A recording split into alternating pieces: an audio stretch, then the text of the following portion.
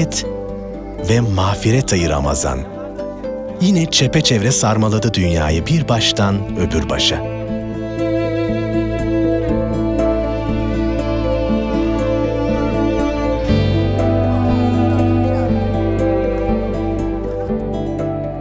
Güneşten önce yine müminlerin teslimiyeti doğdu dünyanın üzerine bu ayda. Ve gün ağardı, kardeşlik yayıldı dünyanın dört bir köşesine. Gönül sofralarında yetim yavrularımızı ağırlamak için.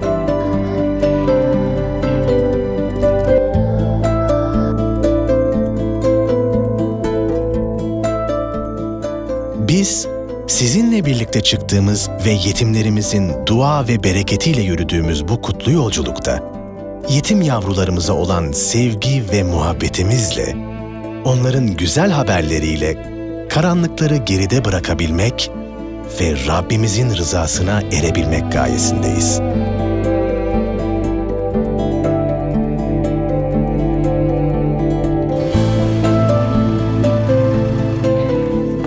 Onlar canlarımız. Filistinli, Suriyeli, Arakanlı, Somalili çocuklar. Bosnalı, Çeçen, Açili, Morolu çocuklarımız.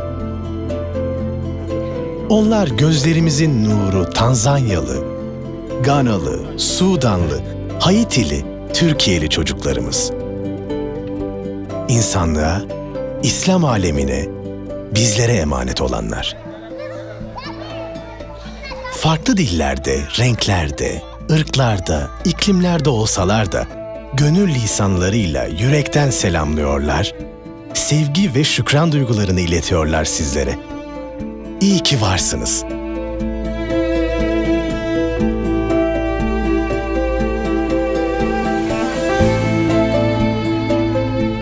...15 Ramazan Dünya Yetimler Günü. Savaşlar, afetler ve yoksulluklarla sarsılan insanlık için yeniden bir diriliş olsun. İslam aleminin yetim yavrularına sahip çıkma gayretinin bir tezahürü ve Rabbimizin emaneti olan yetim yavrularımıza Efendimiz sallallahu aleyhi ve sellemin öğrettiği gibi yaklaşabilmenin muştusu olsun.